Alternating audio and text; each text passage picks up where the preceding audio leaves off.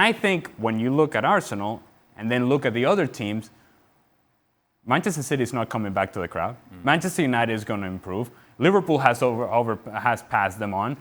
Spurs have gone by them as well. Chelsea is going to make changes. They're in a transition as well. So where does Arsenal fit in when we consider big teams in the Premier League? Unai Emery is going to come into a situation which, oh, by the way, regardless of who it was, whether it was Simeone, Arteta, or Unai Emery, the players in that locker room. Yeah. That's the biggest challenge because you got to win with those guys. And you got to change the mindset of players that have become very used to not achieving the things that they're supposed to be achieving and have been underwhelming in terms of their performance. How do you change that? That's the biggest challenge for him or for whoever was in that locker room. Brian, as to the sort of coach that Unai Emery is, it's always instructive to listen to comments from former players, isn't it? Joaquin, who played with him in a great Valencia team that also included David Villa in his pomp, but saying Emery put on so many videos I ran out of popcorn.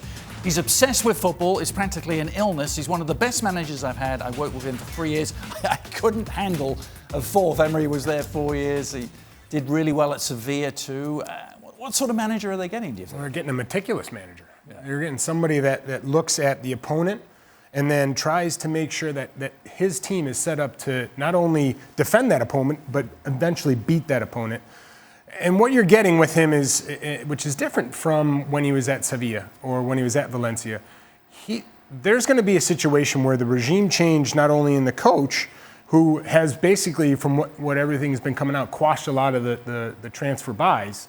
I think you're going to now get a chance to see the stabilization, but also the building upon the players that they need in positions. They need a defensive center midfielder. Xhaka, I don't think, is someone that, and I said it yesterday's show, that is enough of a disruptor. Sure, he fouls a lot, but it's because he gets out of position. So I'm anxious to see who they purchase. And by the way, I called him manager. He's clearly not manager. He's been named head coach. And there is a difference. That doesn't happen in England very often, does it? In England, it's always manager.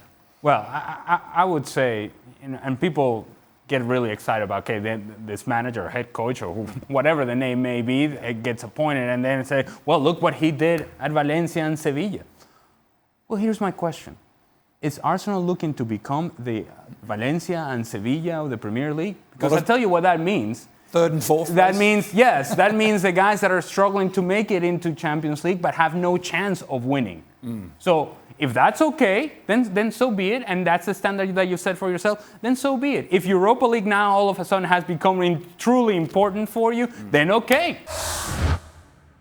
Well, thank you very much for watching ESPN on YouTube. For more sports highlights and analysis, be sure to download the ESPN app. And for live streaming, premium content, and let's not forget as well, ESPN FC 7 days a week. Subscribe to ESPN Plus.